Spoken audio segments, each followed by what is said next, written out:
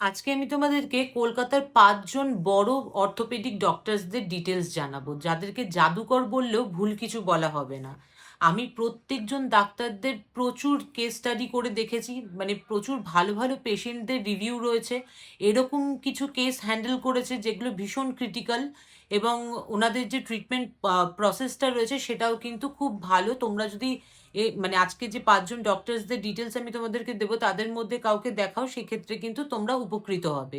এবং শুধু আমি ডাক্তারদের নাম নয়, তাদের এক্সপিরিয়েন্স, কোন ক্লিনিক, প্রাইভেট হসপিটাল বা ক্লিনিক কলকাতায় গেলে তোমরা তাদেরকে দেখাতে পারবে, তাদের কনসালটেশন ফিস কত, এই যাবতীয় আজকে ভিডিওতে আলোচনা করব।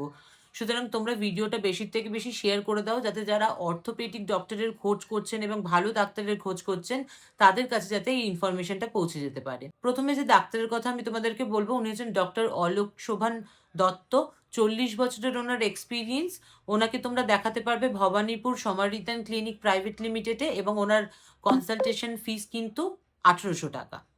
আচ্ছা, তারপরে আমি তোমাদেরকে বলবো হচ্ছে ডক্টর নির্মাল্য দেব। ওনার ২৫ বছরের এক্সপিরিয়েন্স। ওনাকে তোমরা পাবে হচ্ছে Beleghata techno India DAMA health care and medical সেন্টারে। ওনার কনসালটেশন ফিস হচ্ছে ১৭০০ টাকা। তারপরে আছেন ডক্টর বাপ্পাদিত্য সরকার।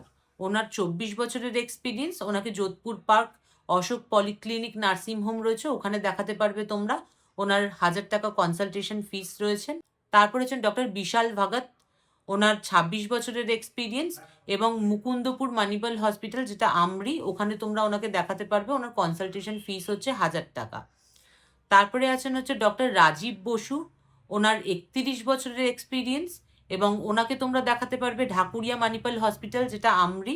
ওখানে দেখাতে গেলে তোমরা ১৫০০ টাকা ওনাকে কনসালটেশন ফিস দিতে হবে। এই প্রত্যেকজন ডাক্তারকেই তোমরা দেখাতে পারবে এই ক্লিনিকগুলোতে, এবং এই ক্লিনিকগুলো যদি কন্ট্যাক্ট ডিটেলস তোমাদের প্রয়োজন পড়ে, সেক্ষেত্রে তোমরা ক্লিনিকের নাম মেনশন করে একটা কমেন্ট করে দিও। আমি ফোন নাম্বার তোমাদেরকে প্রোভাইড করে দেবো। আর এছাড়া যদি তোমাদের আর কিছু কোয়েরি থাকে, সেটা কিন্তু তোমরা আমাকে কমেন্ট করে জিজ্ঞেস করতে পারো। আমি কিন্তু পুরো চেষ্টা করব তোমাদেরকে হেল্প করে দেবার।